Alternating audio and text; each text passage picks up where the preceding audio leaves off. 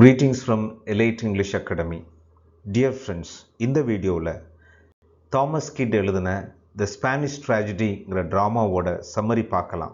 ட்ராமாவோட இன்னொரு name Hieronimo is mad again.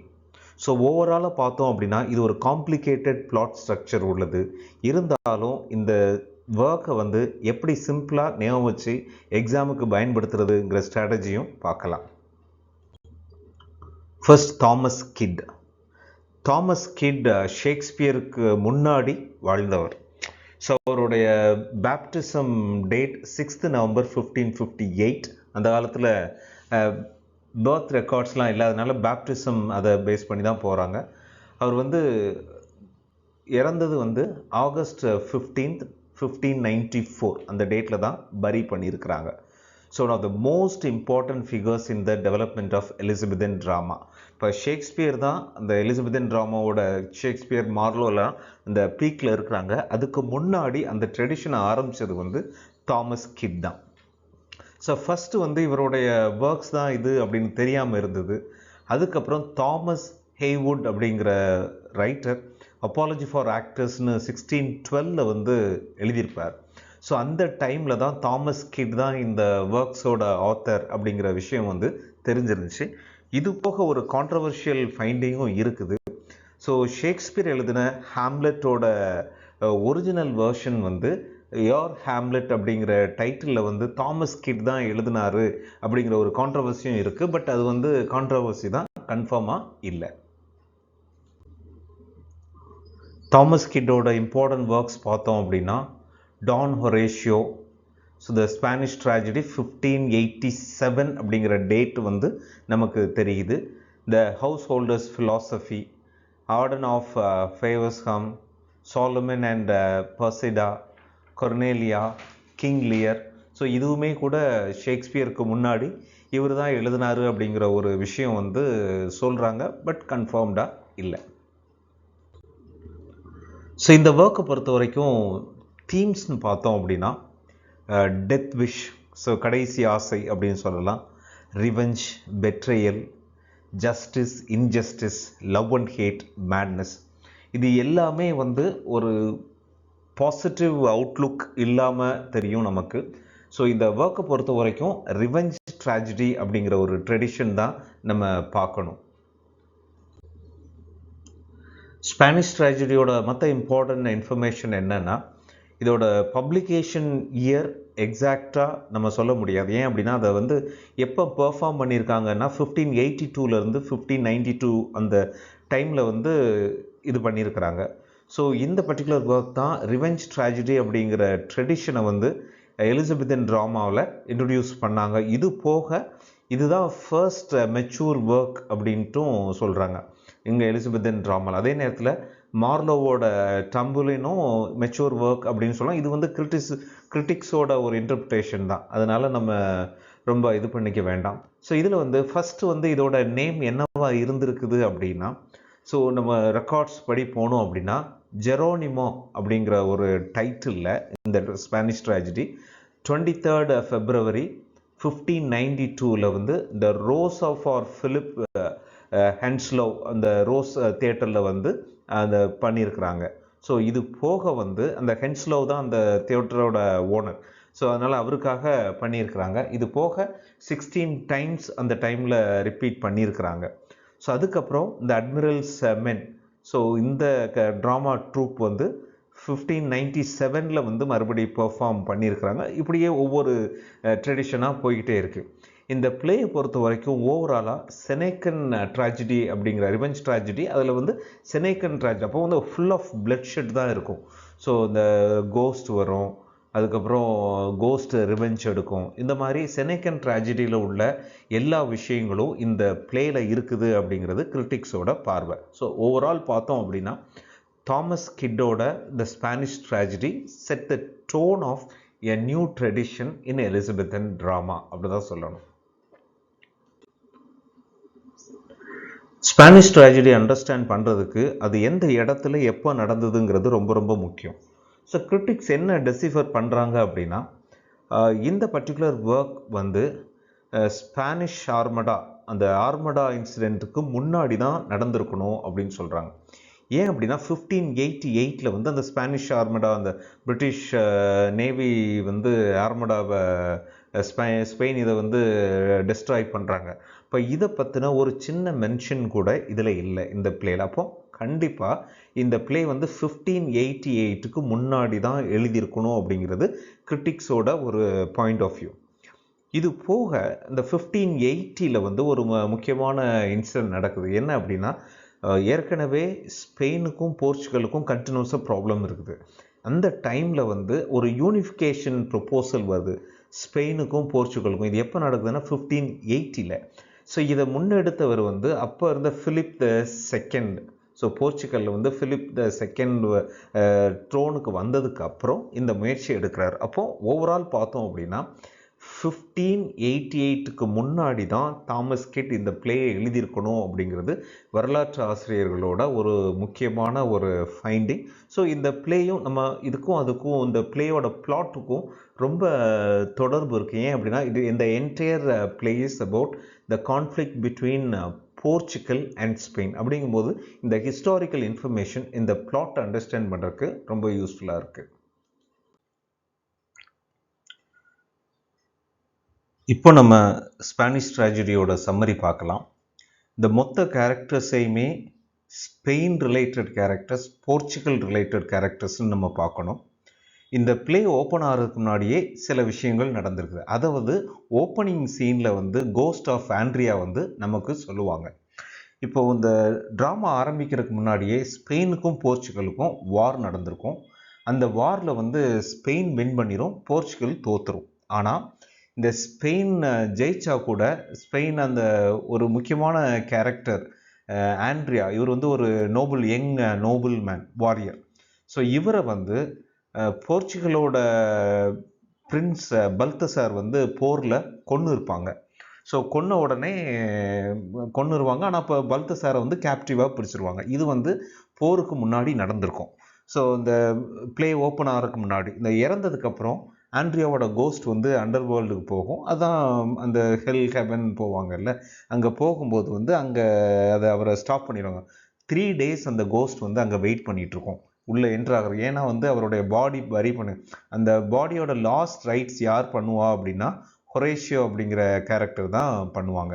So 3 நாள் இருந்தோடனே அதுக்கப்புறம் அங்கே உள்ளே போனோடனே அங்கே 3 ஜட்ஜு இருப்பாங்க. 3 ஜட்ஜும், ஒரு ஜட்ஜு என்ன சொல்லுவாங்கன்னா, இவர் வந்து அந்த லவ் ஃபீல்டுக்கு அனுப்புங்க. இன்னொரு ஜட்ஜு என்ன பேட்டில் ஃபீல்டுக்கு அனுப்புங்க. இன்னொரு ஜட்ஜு வந்து இல்லை இன்னும் ஹாரிஃபிக் சீனெல்லாம் பார்க்கணும் அப்படிங்கிற மாதிரி சொல்லுவாங்க. ஸோ அதனால் வந்து இதோட ரிசல்ட்டாக வந்து அந்த 3 ஜட்ஜும் என்ன தீர்ப்பு கொடுத்துருவாங்க அப்படின்னா, இந்த இப்போலாம் உன்னைய அண்டர் வேர்ல்டை ஏற்றுக்கிற முடியாது, நீ வந்து ரிவெஞ்ச் கூட, ரிவெஞ்ச் பர்சானிஃபை பண்ணி ஒரு கேரக்டர் இருக்கும், ரிவெஞ்ச் கூட நீ வந்து மேலே மறுபடியும் வேர்ல்டுக்கு போ. அங்கே வந்து ஸோ உன்னுடைய லவ்வர் வந்து பல்தசாரை எப்படி கொள்கிறாங்கன்னு பார்த்துட்டு அதுக்கப்புறம் யூ கம் பேக், அதுக்கப்புறம் தான் உனக்கு பெர்மிஷன் அப்படின்னு சொல்லிடுவாங்க. அதனால் அந்த கோஸ்ட், ஆண்ட்ரியாவோட கோஸ்ட், அது வந்து மேல் கேரக்டர், ஆண்ட்ரியாவோட கோஸ்ட் அந்த ரிவெஞ்சை கூட்டிகிட்டு இந்த மெயின் வேர்ல்டு பூமிக்கு வந்துடுவாங்க. ஸோ ஃபஸ்ட்டு சீன்லேயே என்ன நடக்கும் அப்படின்னா, கோஸ்ட் ஆஃப் ஆண்ட்ரியா வந்து எப்படி அந்த வார் நடந்தது, ஏன் நான் வந்து ஒரு நோபல் மேனாக இருந்தேன், I was in love with Bellimperia, பெலிம்பேரியாவை நான் லவ் பண்ணேன், அந்த டைமில் 2 கண்ட்ரிக்கும் வார் வந்துச்சு, இப்போ வந்து நான் இறந்து போயிட்டேன், இப்போ வந்து எப்படி என்னுடைய மர்டரர்ஸ் வந்து சாக போகிறாங்க அப்படிங்கிறத பார்க்க வந்திருக்கேன் அப்படின்ட்டு சொல்லுவேன். இதுதான் கோஸ்ட் வந்து ஆடியன்ஸோட மைண்டை வந்து ப்ரிப்பேர் பண்ணுறாங்க. ஓகே, இது வந்து பேக்ரவுண்ட். இப்போ பார்த்தோம் அப்படின்னா ஸ்பெயினில் உள்ள கேரக்டர்ஸ், அந்த கோஸ்ட்டை தவிர கிங் ஆஃப் ஸ்பெயின் இருக்கார். ஸோ கிங்குக்கு வந்து ஒரு பிரதர் இருக்கார், சைப்ரியன். சைப்ரியன் வந்து ஒரு ப்ராவின்ஸோட ruler, duke of Castile. So இவருக்கு வந்து கிங்கோட பிரதருக்கு வந்து 2 சில்ட்ரன். ஒன்று Lorenzo. So Lorenzo young man. So Bellimperia வந்து லாரன்சோவோட சிஸ்டர். இந்த பெலிம்பீரியாவோட லவ்வர் தான் இந்த ஆண்ட்ரியா, டான் ஆண்ட்ரியா, இப்போ இறந்து போயிட்டார்ல அவர். அதனால் வந்து பெலிம்பீரியா வந்து ரொம்ப சோகமாக இருப்பாங்க பிளே ஆரம்பிக்கும் போது. இது போக இன்னொரு மார்ஷல் அப்படின்னு கிட்டத்தட்ட ஒரு டியூக் மாதிரி தான், ஹிரோனிமா. இவர் வந்து மார்ஷல் அப்படின்னா ஒரு ஜட்ஜ் அப்படி அந்த மாதிரி ஒரு பொசிஷனில் இருக்கிறவங்க. இவருக்கு வந்து ஒரு ஒய்ஃப் இசபெல்லா. இவங்க 2 பேருக்கும் வந்து ஒரு சன் ஹொரேஷியோங்கிறது வந்து ஹெரோனிமா மார்ஷல் அந்த அவருடைய சன். இது மற்ற ரெண்டும் சின்ன கேரக்டர் தான், அது அப்புறம் பார்க்கலாம். இப்போ போர்ச்சுகல் பக்கம் பார்த்தோம் அப்படின்னா வைஸ்ராய் ஆஃப் போர்ச்சுகல். ஸோ அவர் தான் ஃபாதர் ஆஃப் பல்தசார். பல்தசார் தான் வந்து அந்த பிரின்ஸு. இந்த வைஸ்ராய் வந்து அவர் கிங் ரூலர் அப்படின்னு வச்சுக்கலாம். ஸோ அதுக்கப்புறம் கொஞ்சம் சின்ன சின்ன கேரக்டர்ஸ் தான். இந்த கேரக்டர்ஸை வச்சு ஸோ எந்த சூழ்நிலையிலும் இந்த பிளாட் நம்ம ப்ராக்ரஸ் ஆகும்போது கேரக்டர்ஸில் டவுட் வந்ததுன்னா இம்மீடியட்டாக அந்த கேரக்டர்ஸை நீங்கள் ரெஃபர் பண்ணிக்கிட்டீங்க அப்படின்னா ஈஸியாக புரிஞ்சுக்கும். ஸோ இப்போ நமக்கு என்ன நடந்திருக்குது அப்படின்னா, அந்த கோஸ்ட் ஆஃப் ஆண்ட்ரியா இது வரைக்கும் வாரில் என்ன நடந்தது, எப்படி அவன் இறந்தான், எப்படி ரிவெஞ்ச் நடக்க போகுது அப்படிங்கிறத சொல்லியிருக்காங்க. ரைட்.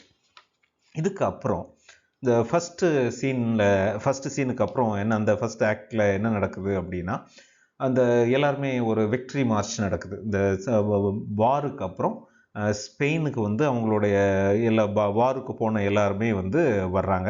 அப்போ வந்து என்ன அனௌன்ஸ் பண்ணுறாங்க அப்படின்னா, வாருக்கு அப்புறம் ஒரு பீஸ் ட்ரீட்டி நம்ம நடந்திருக்கு. ஸ்பெயினுக்கும் போர்ச்சுகலுக்கும் இடையில வந்து ஒரு பீஸ் அக்கார்டு நடந்திருக்கு அப்படின்னு சொல்கிறாங்க. ஆனால் வந்து இதில் இன்னொரு இன்ஃபர்மேஷன் என்ன கொடுக்குறாங்க அப்படின்னா, போர்ச்சுகீஸ் பிரின்ஸ் பல்தசாரை வந்து நம்ம கேப்டிவாக வச்சுருக்கோம் அப்படிங்கிற தகவலையும் கொடுக்குறாங்க. ஸோ இந்த டைமில் வந்து கிங்குக்கு ரொம்ப ஹாப்பி. ஸோ கிங் ரொம்ப ஹாப்பியாக இருக்கிற டைமில் வந்து 2 கேரக்டர்ஸ் வந்து அவங்கக்கிட்ட அவங்களுடைய கான்ட்ரிபியூஷனை பற்றி சொல்கிறாங்க. யாரெல்லாம் அப்படின்னா, ஒன்று லாரன்ஸோ கிங்கோட தம்பியோட பையன் லாரன்ஸோ, இன்னொன்று வந்து மார்ஷலோட பையன் ஹொரேஷியோ. இந்த 2 கேரக்டர் தான் அடுத்து ரொம்ப இம்பார்ட்டன்ட். இவங்க 2 பேரும் கிங்கிட்ட என்ன சொல்கிறாங்கன்னா, நாங்கள் தான் நிறைய கான்ட்ரிபியூட் பண்ணோம் அப்படின்னு சொன்னாங்க. கிங் 2 பேர் சொல்கிறதையும் கேட்டுட்டு ஹாப்பி அப்படின்ட்டு 2 பேருக்கும் ஈக்குவல் ரிவார்ட்ஸ் கொடுத்து விட்றாரு. அப்போ வந்து 2 பேருமே நம்ம முக்கியம், 2 பேரோட ஃபாதருமே அவருக்கு ரொம்ப முக்கியம். அதனால் வந்து அந்த ஈஸியாக அப்படி சொல்லி முடிச்சிடுறாரு. இந்த டைமில் வந்து அடுத்த சீனில் வந்து போர்ச்சுகலில் ஒரு விஷயம் நடக்குது. போர்ச்சுகலில் வந்து வைஸ்ராய் வந்து ரொம்ப ஃபீல் பண்ணுறாரு. ஏன்னா வந்து அவருடைய கண்ட்ரி தோத்துருச்சு. இன்னொன்று வந்து அவருடைய சன் இறந்துட்டாங்க அப்படிங்கிற தகவல் தான் அவருக்கு வந்து, ஆக்சுவலி அது உண்மை கிடையாது, பல்தசார் இறக்கலை, ஆனால் இறந்துட்டாங்க அப்படிங்கிற தகவல் அவருக்கு கிடைக்கிது. ஸோ அவருக்கு கிடைச்சோடனே ரொம்ப ஃபீல் பண்ணிகிட்டு இருக்கும்போது ஒரு நோபல்மேன், அலெக்சாண்ட்ரோ அப்படிங்கிற நோபல்மேன், அவர் என்ன சொல்கிறாரு அப்படின்னா, கிங் உங்களுடைய சன் இறக்கலை, அவர் வந்து கேப்டிவாக தான் பிடிச்சிருக்காங்க, உயிரோடு தான் இருக்கார். ஆனால் இந்த டைமில் இன்னொரு நோபல்மேன் இருக்கார், அவருடைய பேர் விலுப்போ. இவர் என்ன சொல்கிறாரு அப்படின்னா, பேட்டில் ஃபீல்டில் அலெக்சாண்ட்ரோ பல்தசாரை பின்னாடி இருந்து ஷூட் பண்ணதை நான் பார்த்தேன் அப்படின்னு போய் சொல்கிறார். ஆனால் ஃபாதர் அப்போ என் பையனை கொன்னுட்டியா அப்படின்னு என்ன பண்ணுறாரு அப்படின்னா, அந்த வைஸ்ராய் ஆஃப் போர்ச்சுகல் அலெக்சாண்ட்ரோவை இம்மீடியட்டாக இம்ப்ரிசன் பண்ணிடுறார். இது வந்து ஒரு டெவலப்மெண்ட். அடுத்து வந்து ஸ்பெயினுக்கு ஸ்டோரி ஷிஃப்ட் ஆகுது. இப்போ வந்து பெலிம்பேரியா வந்து ரொம்ப சேடாக இருக்கிறாங்க. பெலிம்பேரியா யார்? Former lover of Andrea and லாரன்ஸோவோட சிஸ்டர். ரொம்ப சோகமாக இருக்கார். இப்போ ஹொரேஷியோ என்ன பண்ணுறாரு அப்படின்னா, ஹொரேஷியாவும் லாரன்ஸோ வந்து அந்த பேட்டிலில் இருந்தாங்க. அதனால் ஹொரேஷியா வந்து பெலிம்பேரியாட்ட வந்து சொல்கிறார், வாரில் என்னெல்லாம் நடந்தது அப்படின்ட்டு சொல்லும்போது வந்து அவளுக்கு கொஞ்சம் ஆறுதலாக இருக்குது. லவரை பற்றி பேசும்போது ஆறுதலாக இருக்குது. ஒரு அன்கான்ஷியஸாக பெலிம்பேரியாவும் ஹொரேஷியாவும் ஃபால் இன் லவ். இப்போ 2 லவ் ஆயிடுச்சா. ஸோ ஃபஸ்ட்டு லவ், அந்த லவ்வர் இறந்துட்டாங்க. இப்போ ஹொரேஷியாவும் பெலிம்பேரியாவும் தே ஃபால் இன் லவ். இந்த நேரத்தில் இன்னொரு புது லவ் டெவலப் ஆகுது. பல்தசாரை கேப்டிவாக வச்சுருப்பாங்கல்ல, அவர் பிரின்ஸ் அப்படிங்கிறதுனால பீஸ் அக்கார்டும் இருக்கிறதுனால ரொம்ப ஒன்றும் அவருக்கு ரெஸ்ட்ரிக்ஷன் இருக்காது. அவருக்குமே வந்து பெலிம்பேரியா மேலே ஒரு லவ் அஃபேர் ஏற்படுது. ஆனால் பொண்ணு ஒன்று தான், பெலிம்பேரியா தான் பொண்ணு. இப்போ அவங்க மேலே 2 பேர் லவ் பண்ணாங்க. ஒன்று ஹொரேஷியா யார்? ஹெர்மோனியோவோட சன்னு, இந்த ஸ்பெயின்காரன். இன்னொன்று போர்ச்சுகலில் உள்ள வைஸ்ராயோட சன் பல்தசார் வந்து பெலிம்பேரியாவை கல்யாணம் பண்ணிக்கலாம் அரசியல் காரணங்களுக்காக அப்படின்ட்டு நினைக்கிறாங்க. ஸோ இப்போ வந்து 2 லவ் வந்து நமக்கு நடக்குது. இப்போ வந்து ஒரு ப்ரொப்போசல் வருது ஸ்பெயினில். 2 கண்ட்ரியும் இப்படியே சண்டை போட்டுகிட்டே இருந்தால் எப்படின்னா ஒரு அரசியல் கல்யாணம் நடந்தால் சரியாயிரும். அப்போ கிங்கிட்ட என்ன ப்ரப்போஸ் பண்ணுறாங்க, ஸ்பெயின் கிங்கிட்ட என்ன ப்ரப்போஸ் பண்ணுறாங்க அப்படின்னா, பெலிம்போரியாவும் ராயல் ஃபேமிலி தானே, கிங்கோட பிரதரோட பொண்ணு. ஸோ பெலிம்போரியாவுக்கும் போர்ச்சுகல் பிரின்ஸ் பல்தசாருக்கும் கல்யாணம் பண்ணி வச்சிட்டோம் அப்படின்னா 2 கண்ட்ரிக்கும் நட்பு உருவாயிரும் அப்படின்ட்டு ப்ரப்போசல் கொடுக்குறாங்க. அப்போ கிங் வந்து இது நல்ல ஐடியா தானே அப்படின்ட்டு கிங் இம்மீடியட்டாக அக்செப்ட் பண்ணுறாரு. ஆனால் அதே நேரத்தில் போர்ச்சுகல் வைஸ்ராய்ட்ட தகவல் சொல்லி கேட்கணும். அந்த மெசேஜ் வந்து அனுப்புகிறாங்க. பட் இந்த டைமில் வந்து ஹொரேஷியாவும் பெலிம்போரியாவும் இந்த டெவலப்மெண்ட்டை பார்த்து ஷாக் ஆகிறாங்க. இருந்தாலும் அவங்க ப்ரைவேட்டில் சந்திச்சு அவங்களுடைய லவ்வை டெவலப் பண்ணுறாங்க. ஒரு நாள் இப்படி அவங்க தனியாக இருக்கும்போது பெலிம்பொரியாவுக்கு வந்து ஒரு சர்வன்ட் இருக்கான். அவனுடைய பேர் என்ன அப்படின்னா பெட்ரிங்கானோ. ஸோ பெட்ரிங்கானோ என்ன பண்ணிடுறான் அப்படின்னா பெலிம்போரியா வந்து சீக்ரெட்டாக ஹொரேஷியோவை மீட் பண்ணுறாங்க அப்படின்ட்டு பெலிம்போரியாவோட பிரதர் லாரன்ஸோட்ட சொல்லிடுறாங்க. சொன்ன உடனே லாரன்ஸோவும் பல்தசாரும் அந்த பிளேஸ்க்கு போயிடுறாங்க. என்ன பண்ணுறாங்க அப்படின்னா அவனை இமீடியட்டாக ஹொரேஷியோவை பிடிச்சி ஸ்டாப் பண்ணி கொன்னுட்டு அவன் தூக்கில் தொங்குன மாதிரி செட்டப் பண்ணிட்டு போயிடுறாங்க. அப்போது பெலிம்போரியாவோட செகண்ட் முதல் லவர் ஏற்கனவே இறந்துட்டாங்க ஆண்ட்ரியா. இப்போ வந்து செகண்ட் லவ்வர் ஹொரேஷியோவும் இறந்துட்டாங்க. இது எதுக்காக பிரதரே கொல்றாங்க அப்படின்னா அப்போதான் பெலிம்போரியாவுக்கும் பல்தசாருக்கும் கல்யாணம் நடக்கும். இப்போ பொலிட்டிக்கலாக வந்து இவருக்கும் ரொம்ப இம்பார்ட்டன்ஸ் கிடைக்கும் அப்படின்னு. ஸோ இது பண்ணிவிட்டு சிஸ்டர் வந்து யார்ட்டையும் சொல்லிடக்கூடாது அப்படிங்கிறதுக்காக லாரன்ஸை வந்து பெலிம்போரியாவை வந்து ஹவுஸ் அரெஸ்ட்டில் வச்ச மாதிரி ரெஸ்ட்ரிக்ஷன்ஸ் வச்சு வச்சிடுறாங்க. இது வந்து அடுத்த டெவலப்மெண்ட். அப்போ ரெண்டாவது மர்டர் நடந்தது. ஹொரேஷியோ வந்து லாரன்ஸோவும் பல்தசாரும் சேர்ந்து கொன்னுடுறாங்க. ரைட். இந்த டைமில் வந்து அடுத்த ஆக்டில் என்ன நடக்குது அப்படின்னா போர்ச்சுகலோட வைஸ்ராய்க்கு வந்து தகவல் போகுது. ஸோ உங்கள் சன் வந்து உயிரோடு தான் இருக்கிறாங்க, பெலிம்போரியா கூட மேரேஜ்க்கு ஒரு ப்ரப்போசல் இருக்குன்னொடனே அவர் வந்து இம்மீடியட்டாக ஒரு லெட்டர் இம்மீடியட்டாக அக்செப்ட் பண்ணிக்கிறார். ரைட். இது வந்து ஒரு பக்கம். அப்போ வந்து என்ன பண்ணுவார், வைஸ்ராய் வந்து போர்ச்சுகல்லேருந்து கிளம்பி ஸ்பெயினுக்கு வர்றதுக்கான வேலைகளை பார்த்துட்ருக்கார். இப்போ வந்து ஏற்கனவே பெலிம்போரியா வந்து ஸ்பெயினில் ஹவுஸ் அரெஸ்ட்டில் இருக்கிறாங்கல்ல, அப்போ வந்து அவங்க வந்து ஹொரேஷியோவோட ஃபாதருக்கு வந்து ஒரு லெட்டர் எழுதுகிறாங்க. அவருக்கு எந்த ஆக்சஸும் இருக்காது. அதனால் அவங்களுடைய பிளட்லேயே ஒரு பேப்பர் எடுத்து பிளட்லேயே லெட்டர் எழுதுகிறாங்க. அந்த லெட்டரில் வந்து யார் இந்த மர்டருக்கு காரணம், உங்கள் சன் ஹொரேஷியோவோட மர்டருக்கு காரணம் என்னோட பிரதர் லாரன்ஸோவும் போர்ச்சுகல் பிரின்ஸ் பல்தசார் தான் காரணம் அப்படின்ட்டு ஒரு லெட்டர் எழுதுகிறாங்க. இந்த லெட்டர் வந்து ஹெரோனிமோவுக்கு கையில் கிடைக்கிது. அவர் ஏற்கனவே பையன் இறந்த சோகத்தில் இருக்கார். ஆனால் வந்து அவருக்கு இதை நம்புறதா வேண்டாமா அப்படின்ட்டு தெரியல. இருந்தாலும் பிளட்லலாம் எழுதியிருக்கிறதுனால உண்மையாக இருக்கும் அப்படின்ட்டு ஒரு இது பண்ணுறார். இந்த டைமில் வந்து பெட்ரிங்கானோ வந்து ஒரு பெட்ரிங்கானோவுக்கு வந்து லாரன்ஸோ ஒரு சில அசைன்மெண்ட் கொடுத்துருப்பான். அதை முடிச்சுட்டு அந்த ஒரு லெட்டரை வந்து இவன் வந்து லாரன்ஸோவுக்கு எடுத்துகிட்டு வருவான். இந்த டைமில் வந்து ஒரு முக்கியமான டெவலப்மெண்ட் நடக்கும். என்ன நடக்கும் அப்படின்னா இந்த பல்தசாரோட சர்வெண்ட் ஒருத்தன் இருக்கான், செர்பரைன்னு ஒருத்தன் இருக்கான். இவன் என்ன பண்ணுவான்னா இவன் வந்து வருவான்.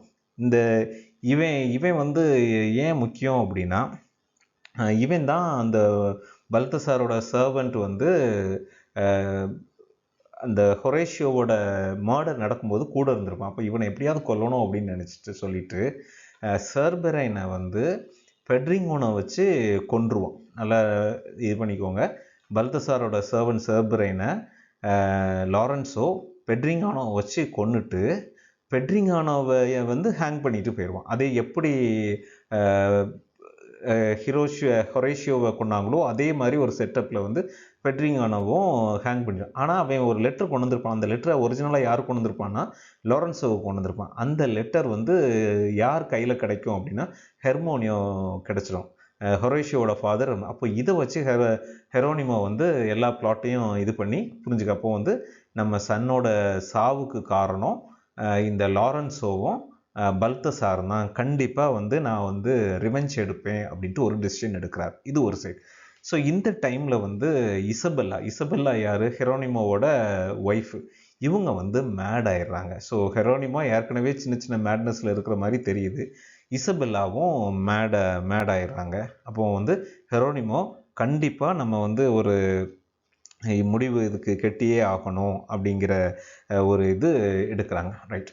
இப்போ இந்த டைமில் வந்து போர்ச்சுகல் வைஸ்ராய் வந்து ஸ்பெயினுக்கு வர்றாங்க. அப்போ வந்து ஒரு சின்ன பிளே மாஸ்க்னு சொல்லுவோம். அந்த பிளேயை வந்து யார் பெர்ஃபார்ம் பண்ணுறா அப்படின்னா ஹெரோனிமோ ப்ளே பண்ணுறாங்க. ஸோ இவர் வந்து ஏற்கனவே சின்ன சின்ன பிளேஸ் வந்து பெர்ஃபார்ம் பண்ணுவார். இப்போ போர்ச்சுகலோட வைஸ்ராய் வந்தவுடனே அவருக்காக ஒரு சின்ன பிளே இது பண்ணாங்க. இப்போ இதில் தான் வந்து அவங்க எப்போ கல்யாணம் அதெல்லாம் வந்து முடிக்கிறாங்க. ரைட். இது வந்து இதுக்கப்புறம் மார்ஷல் வந்து கொஞ்சம் ஹெரோனிமோ வந்து எப்படி இந்த பிளாட்டை எக்ஸிக்யூட் பண்ணலாம் அப்படின்ட்டு இது பண்ணுறாரு. அவருமே கொஞ்சம் கொஞ்சமாக அவருடைய ஹெல்த் டிக்ளைன் ஆகுது. அவருமே கொஞ்சம் அந்த ஒய்ஃப் மாதிரியே ஒரு மேடாக இருக்கிற மாதிரி ஒரு சுச்சுவேஷன் இருக்குது. எல்லாருமே வந்து அதையும் அப்சர்வ் பண்ணிகிட்டே தான் இருக்கிறாங்க. ஸோ அந்த நப்ட்ரியல் செலிப்ரேஷன், இந்த கல்யாணத்துக்கு முன்னாடி உள்ள அந்த செலிப்ரேஷன்ஸ்க்கு வந்து இது ப்ரிப்ரேஷன் நடந்துட்டுருக்கு.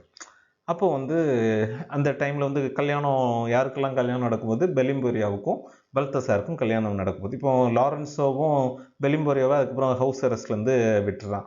ஸோ விட்டுனோடனே அவனுமே சரி, இவளுமே வந்து கல்யாணத்துக்கு ரெடியாக இருக்கிற மாதிரி ஒரு பிக்சரை கொடுத்துட்றான். இந்த டைமில் வந்து பெலிம்பொரியாவும் ஹெரோனிமாவும் மீட் பண்ணி அடுத்து நம்ம என்ன பண்ணலாம் அப்படின்ட்டு ஒரு சின்ன பிளான் வச்சிடுறாங்க. ஸோ இப்போ வந்து அந்த கடைசி அந்த நப்டியல் செர்மனி இருக்குல்ல, கல்யாணத்துக்கு முன்னாடி அந்த நடக்கிற செர்மனியில் வந்து ஒரு ஆடியன்ஸை என்டர்டெயின் பண்ணுறதுக்கு ஒரு ப்ளே பண்ணணும் அப்படின்ட்டு அந்த பொறுப்பை வந்து லாரன்ஸாவும் பல்தசாரும் யார்கிட்ட கொடுக்குறாங்க அப்படின்னா ஹெரோனிமோட்ட கொடுக்குறாங்க. இப்போ நல்லா பார்த்துக்கணும், இதில் வந்து ஒரு பொலிட்டிக்கல் மோட்டிவ் இருக்குது. ஏற்கனவே ஹெரோனிமோ வந்து பையன் இறந்ததுனால மேட் ஆகிட்டு இருக்கான் அப்படின்னு எல்லாரும் சொல்கிறாங்க. இவர் முக்கியமான பொசிஷனில் கவர்மெண்ட்டில் இருக்கார். அப்போது இவர்கிட்ட ஆடியன்ஸை என்கேஜ் பண்ணுற, விசிட்டர்ஸை என்கேஜ் பண்ணுற அந்த ப்ளே போடுற பொறுப்பை கொடுத்தா இவரும் இருப்பார், நமக்கு எதிராகவும் எந்த பேச்சும் வராது அப்படிங்கிறத கனெக்ட் பண்ணி இவங்க லாரன்ஸோவும் பல்தசாரும் இந்த பொறுப்பை அவங்கக்கிட்ட கொடுக்குறாங்க. ரைட். இப்போ வந்து இவர் என்ன சொல்கிறாரு அப்படின்னா, அப்போ நான் சின்ன வயசில் ஒரு ப்ளே எழுதியிருக்கிறேன், அந்த ப்ளேயை நான் போடுறேன் அப்படிங்கிறார். அந்த ப்ளேயோட பேர் என்ன அப்படின்னா சாலிமன் அண்ட் பிரிசிடா. ஸோ உடனே அது வந்து ட்ராஜடி. உடனே இந்த 2 பேரும் என்ன சொல்கிறாங்க அப்படின்னா, ட்ராஜடிலாம் எதுக்கு, ஏதாவது காமெடி போடலாம், கல்யாணம் தானே. உடனே இவர் இல்லை, நான் அது நல்ல ட்ராஜடி, நான் வந்து அதை போடுறேன், ஆனால் ஒரு கண்டிஷன் என்ன அப்படின்னா, நீங்கள் 2 பேரும் அந்த ப்ளேயில் நடிக்கணும். ஸோ நல்லா பார்த்துக்கோங்க, பல்தசாரும் லாரன்ஸோவும் ஹெரோனிமோவை ஒரு ப்ளே போட சொல்கிறாங்க. ஹெரோனிமா ஓகே, நான் ஒரு ப்ளே வச்சுருக்கேன், அந்த ப்ளேயோட பேர் சாலிமன் அண்ட் பிரிசிடா, அந்த ப்ளேயில் நீங்களும் நடிக்கணும், இவங்க பெலிம்பெரியாவும் நடிக்கலாம் அப்படின்னு சொல்லிடுறாரு. இவங்களும் வேற வழி இல்லாமல் கிங்கை ப்ளீஸ் பண்ணணும் அப்படிங்கிறதுக்காக ஒத்துக்கிறாங்க. இப்போ வந்து இது வந்து play within a play tradition. இதே ட்ரெடிஷன் தான் ஹாம்லெட்லேயும் வந்திருக்கும், அதை நீங்கள் பார்த்துருப்பீங்க. ஓகே, இந்த ப்ளேயோட ஸ்டோரி என்ன? ஸோ அதில் வந்து ஒரு 4 கேரக்டர்ஸ். ஒன்று ஒரு நைட், ஒரு சோல்ஜர்னு வச்சுக்கோங்களேன், நைட். அவருக்கு வந்து ஒரு பியூட்டிஃபுல் ஒய்ஃப் பிரிசிடா. ஸோ அந்த கண்ட்ரி என்ன அப்படின்னா டர்க்கிஷ் எம்பரர். டர்க்கிஷ் கண்ட்ரியில் சாலிமன் அப்படின்ட்டு ஒரு எம்பரர் இருக்கார். அவருக்கு வந்து ஒரு சர்வெண்ட், ஒரு தளபதி மாதிரி பாஷா அப்படின்ட்டு ஒருத்தன் இருக்கான். இப்போ என்ன பண்ணுறான் இந்த பாஷா வந்து இந்த நைட்டை கொன்றான், பிரிசிடாவை கொன்னுடுறான் அந்த ஸ்டோரி படி. கொன்ன உடனே இப்போ எதுக்காக அப்படின்னா, சாலிமனுக்கும் பிரிசிடாவுக்கும் கல்யாணம் பண்ணுறதுக்காக. இப்போ இவளுக்கு பிரிசிடாவுக்கு ஹஸ்பண்டு இறந்துடுறாரு, அப்போ இவங்க 2 பேரும் கல்யாணம் பண்ணால் நம்ம பெரிய ஆளாயிடலாம் அப்படின்னு. உடனே இவர் என்ன சொல்கிறாரு அதுக்கப்புறம்னா, பிரிசிடா வந்து சாலிமனை கொன்னுடுறாங்க. ஸோ இதுதான் ஸ்டோரி, சரியா? அப்போ இவர் என்ன சொல்கிறாருன்னா, இந்த ஸ்டோரியில் வந்து ஹெரோனிமா வந்து பாஷாவாக நடிப்பார், பல்தசார் வந்து சாலிமனாக நடிக்கணும், லாரன்ஸோ நைட்டாக நடிப்பாங்க, பெலிம்பெரியா பிரிசிடாவாக நடிப்பாங்க. இது வந்து ஒரு எக்ஸாம் பாயிண்ட் ஆஃப் வியூவில் ஒரு பாசிபிள் கொஷினிங் ஏரியா. ரைட். இந்த 4 கேரக்டரும் 4 இப்போ நம்ம வந்து இந்த ப்ளேயை இது பண்ணுவோம் அப்படின்ட்டு. இப்போ ஸ்டோரி படி யாரை கொல்லணும்? பாஷா வந்து அந்த நைட்டை கொல்லுவாங்க, சரியா? அதே மாதிரி வந்து சாலிமனை வந்து பிரிசிடா கொல்லுவாங்க. இந்த மாதிரி ஒரு கேரக்டர் அவங்க டிசைன் பண்ணி வச்சிருக்கிறாங்க. ரைட். ஸோ இப்போ வந்து ஒரிஜினல் ப்ளே நடக்கும். அந்த ப்ளே தொடங்குறதுக்கு முன்னாடி கிங் கேட்குறாரு. என்ன கேட்குறாரு அப்படின்னா, எனக்கு அந்த ப்ளேயோட ஸ்கிரிப்ட் கொடுங்க அப்படின்னா இவங்க ஒரு ப்ளேயோட ஸ்கிரிப்ட் கொடுத்துட்றாங்க. ப்ளே நடக்குது. ஆனால் ஒரே ஒரு விஷயம் என்ன மாற்றி பண்ணிடுறாரு அப்படின்னா, ஹெரோனிமோ டம்மி ஸ்வோர்ட் வைக்கிறதுக்கு பதிலாக ஒரிஜினல் ஸ்வோர்டை வச்சிடுறாரு. டம்மி ஸ்வோர்டை வைக்கிறதுக்கு பதிலாக ஒரிஜினல் ஸ்வோர்டு. அப்போ வந்து இந்த ப்ராசஸில் என்ன நடக்குது அப்படின்னா, நம்ம ஹிரோனிமோவோட கேரக்டர் யாரை கொல்றாங்க அப்படின்னா பல்தசாரை கொன்னுடுறாங்க. இது ஒரு முக்கியமான இன்ஃபர்மேஷன். ஹிரோனிமோவோட கேரக்டர் பல்தசாரை கொன்றாங்க. பெலிம்பொரியாவை கேரக்டர் லாரன்ஸோவை கொன்னுடுறாங்க. லாரன்ஸோவை குத்திட்டு அவங்களும் ஸ்டாப் பண்ணி, அப்போ பெலிம்பொரியா அவருடைய பிரதரையே குத்திட்டு அவங்களும் இறந்துடுறாங்க. இப்போ வந்து எல்லாருமே ஸ்டன் ஆகிட்டாங்க. ஒரிஜினல் ப்ளே அப்படி இப்படின்னு பயங்கரமாக இது பண்ணும்போது அதுக்கப்புறம் தான் தெரியுது உண்மையிலேயே கொன்னுட்டான் அப்படின்ட்டு, 2 பேரை கொன்னுட்டாங்க அப்படின்ட்டு தெரியுது. அப்போ வந்து ப்ளே ஸ்டாப் ஆகுது. அந்த இவரை பிடிச்சாச்சு, ஹெரோனிமாவை பிடிச்சாச்சு. நீ வந்து எதுக்காக இப்படி பண்ண சொல்லு அப்படின்னு சொல்லும்போது வந்து ஹெரோனிமா என்ன சொல்கிறான் அப்படின்னா, என்னுடைய சன்னோட என்னுடைய சன்னோட சாவுக்கு வந்து ரிவெஞ்ச் எடுக்கிறதுக்காக தான் நான் அப்படி பண்ணேன் அப்படின்னு சொல்லிட்டு ஹெரோனிமா மறுபடியும் அந்த டியூக் ஆஃப் கேஸ்டில் இருக்கான டியூக் ஆஃப் கேஸ்டில் குத்திட்டு அவர் இறந்தாரா அப்படிங்கிற தகவல் அதில் இல்லை, அவரை குத்திட்டு இவரும் அவருடைய நாக்கை கடிச்சிக்கிட்டு அவரே இறந்துடுறாரு. நாக்கை கடிச்சிட்டு அது இறந்துடுறாரு, ஸ்டாப் பண்ணி அப்புறம் இறந்துடுறாரு. ஏன் அப்படின்னா மறுபடியும் டார்ச்சர்லாம் அனுபவிக்க முடியாது அப்படிங்கிற இதனால அவர் இறந்துடுறாரு. he kills the Duke of Castile and he kills himself. The Duke of Castile actually இறந்துடுறார், அவர் கொண்டு அவருமே இறந்துடுறார். இப்போ கடைசியாக வந்து இந்த பிளே முடிஞ்சதுக்கப்புறம் ரிவெஞ்சும் கோஸ்ட் ஆஃப் ஆண்ட்ரியாவும் அப்பாடி எல்லாமே நல்லபடியாக முடிஞ்சது, எல்லாரும் இறந்துட்டாங்க அப்படின்ட்டு அவங்க சொல்கிறாங்க. 2 பேர் இப்போது இதில் வந்து இப்போ எல்லாருமே கிட்டத்தட்ட இறந்துட்டாங்கல்ல. பெலிம்போரியாவோட கோஸ்ட்டும் ஹெரோனிமாவோட கோஸ்ட்டும் ஒரு நல்ல ட்ரீட்மெண்ட் ஹெல்லில் கிடைக்கும். அதே மாதிரி பல்தசாருக்கும் லாரன்ஸோவுக்கும் வந்து பயங்கர டார்ச்சர், ஒரு பயங்கரமான டார்ச்சர் உள்ள பிளேஸ் வந்து ஹெல்லில் கிடைக்கும் அப்படிங்கிற ஒரு இன்ஃபர்மேஷனை வந்து அந்த கோஸ்ட் வந்து சொல்லிடுறாங்க. இதுக்கப்புறம் எல்லாமே கரெக்டாக நடக்கணும், இப்படி தான் virtue will be rewarded, treachery will be punished அப்படின்ட்டு ஒரு மெசேஜை சொல்லிட்டு இந்த 2 கோஸ்ட்டும் போயிடுறாங்க. இதுதான் overall story. Dear friends, I hope the story is useful for your preparation. ஆனால் ஒரு எக்ஸாம் பாயிண்ட் ஆஃப் வியூவில் பார்த்தோம் அப்படின்னா இது வந்து ஒரு பேக்ரவுண்ட் ஸ்டோரி, ஒரு சம்மரி அப்படின்னு தான் பார்க்கணும். ஸோ எங்களுடைய கோர்ஸில் வந்து இந்த டீட்டெயில்டு லெசன் அந்த இங்கிலீஷில் இருக்குது. ஸோ ஒருவேளை நீங்கள் ஜாயின் பண்ணணும்னு நினச்சிங்கன்னா please call us in the given number. Thank you. All the best. Have a nice day.